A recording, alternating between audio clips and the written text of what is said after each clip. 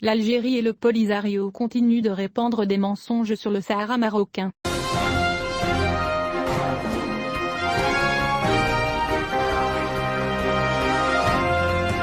Le Front Polisario est engagé dans des mesures vigoureuses pour gagner en influence et revenir sur le devant de la scène, quelques jours avant l'arrivée de l'envoyé de l'ONU Staffan de Mistura dans la région, lorsqu'il a renouvelé les discussions sur la guerre dans le désert. Staffan de Mistura, l'envoyé de l'ONU au Sahara marocain, s'apprête à effectuer sa première tournée de terrain dans la région depuis sa nomination à ce haut poste diplomatique, dans le but de faire avancer le dossier resté gelé après la démission de l'ancien envoyé Horst Quayle. Le représentant du Front Polisario auprès des Nations Unies, Mohamed Amar, a lié le succès de la visite de l'envoyé personnel du secrétaire général des Nations Unies au Sahara, Staffan de Mistura, attendu de la région, à être conscient de la situation tendue, comme il l'a dit. Le front n'a pas réussi malgré la promotion des données de la guerre de campagne à travers des déclarations militaires. La propagande de la guerre dans le désert. Mohamed Al-Tayyar, expert de la question du Sahara, a déclaré que les déclarations et positions de l'Algérie et du Polisario visent à créer des obstacles et à contrecarrer la mission du nouvel envoyé.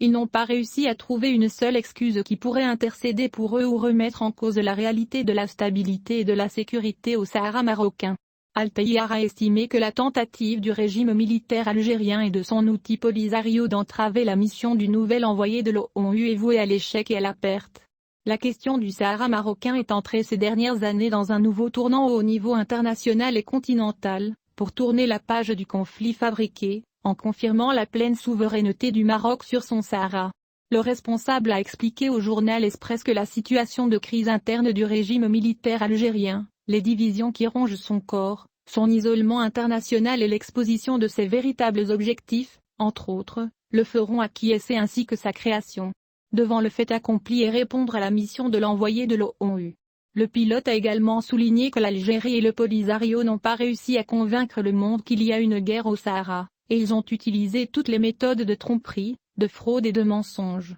ce qui a fait que les déclarations du Polisario et de l'officiel algérien l'agence de presse fait état d'un sujet de ridicule et de sarcasme dans divers cercles.